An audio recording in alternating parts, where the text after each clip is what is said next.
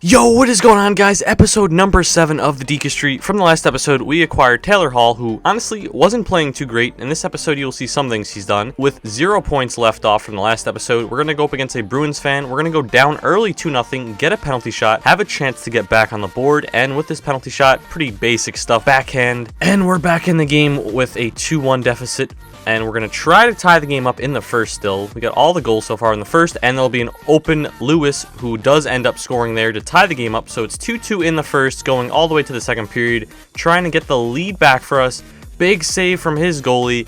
And just the turn of events here, I mean, that was a pretty nice play for me, just cycling it. Finally got it open. Kessel shoots right into the glove. Make a bad mistake with our goalie there, costing the game for us. And we're actually going to go down to -1 points. Moving into this game, we know we needed a win because we don't want to go down to -2 points, especially with contracts and all that stuff like that. Then we're going to be like -40, and then people will just not really like the series anymore. So we want to make sure we win this game. We got a nice little 2-on. It was a mess of stuff. We got the pass over, though, over the cross crease, making it a 2-0 lead. And then he gets somewhat of a similar play to happen for him, and it's 2-1 for us. We still have the lead, though. Damian Brunner makes a nice little play, kind of lucky play, but he does end up finishing there, making it a 3-1 lead for us. Again, somewhat of a similar play. There's not too many dekes in this game to do, so I basically just go with the toe drag and between the legs. Those are the really only ones that work, in my opinion. You know, like actually work in game and stuff like that. So we end up winning this game 5-1, not a shutout, sadly, but we get 1 point from the win. So we're back at 0 points. Not the greatest. We don't want to be at 0, but it's better than being in the negative. This game, on the other hand, oh man, this guy's goalie, this guy's defense, just a mixture of everything. It's 3-0 in the first 10 minutes. He does make it 3-1 though. we go like a good 20 minutes without getting a single goal. The last 10 minutes of the first 10 minutes of the second, but we do end up getting one midway through the second, and then another one right here to make it 5-1, and then a basic breakaway, 2-0, and Taylor Hall finishes, as well as that was Taylor Hall's third of the game. And if you guys remember, hat tricks count as 2 points for the team, so we're gonna add 2 points to our team right now. So the Deke Street now has 2 overall points right now with Taylor Hall's hat trick. Now we're going to move on. It's still a 6-1 game. A pretty bad goal right there. We just bat that one in. And then easy little finish right there from Brian Little. And guess what? Brian Little also had a hat trick this game. It's 8-1 right now. So we're going to add another 2 points. So that's 4 total points for our team right now. This game was insane. It's 8-1 right now. And to be honest, that wasn't even the end of it. It's 9-1 at this point, and that was basically it. We had 9 goals in one game. Again, no shutout, so another extra point. But Taylor Hall had 6 points. Brian Little had 5 points. Both of them had hat tricks. We were up to 5 points because we got the win as well. And then we had to add a contract to Phaneuf and a contract to Smith, both just 13-game contracts. So from 5 points back down to 3.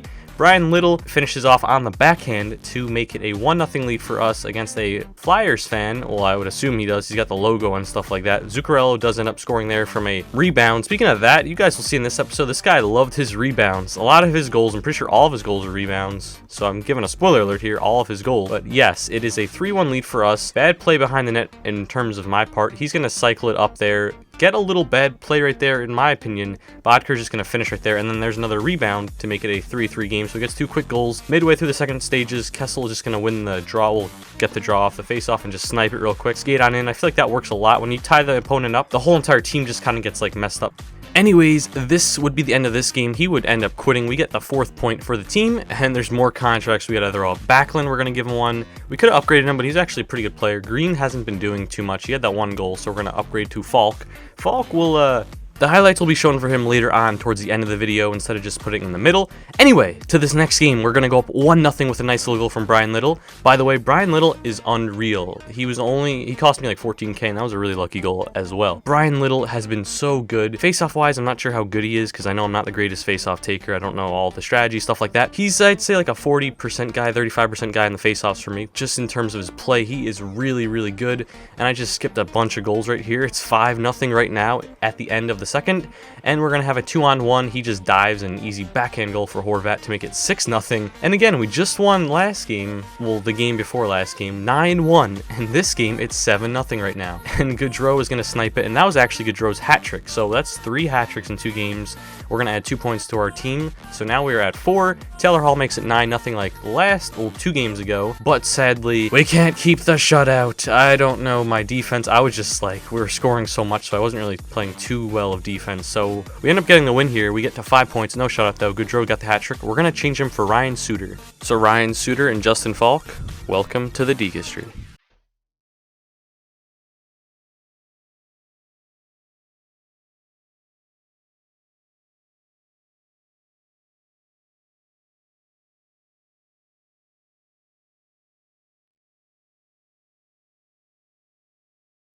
Now Faulk with a shot, he scores! A point!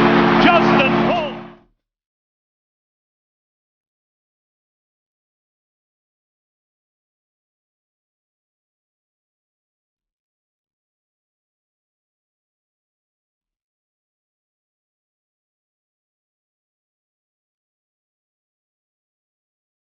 Can't stop dreaming, can't stop thinking, can't stop drinking down your name, and all you keep on saying is how this music... So again, we managed our way to get to 5 points, and we're going to throw that away. The reason why I did that is because I just feel like Byfuglien's good, but he just needs another partner around him who could really, I don't know, Suter's just always been a really good defenseman. He's not the biggest guy, but he's just a fast, agile, his shot's alright. He's a pretty good defenseman in my opinion.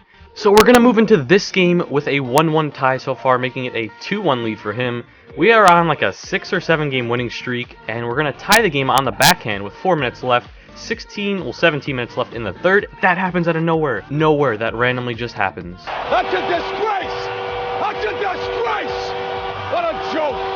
It's typical! And of course, we end up getting the loss for that. I'm not going to count that as a loss because I did end up looking. Xbox servers were down that day. I got the loss. It didn't make any sense. Everyone lost connection who I knew. So everyone lost connection. Just he got lucky and got the win there. So I don't really count that as a loss because everyone basically lost connection, as well as I dominated that guy and it was a lag out. I didn't personally lose connection. The Xbox servers were down. So we get the 3-0 shutout win. We get 2 points for the shutout, as well as we actually win the division. So we open a pack and we pull. Back to my ways. People always ask how I got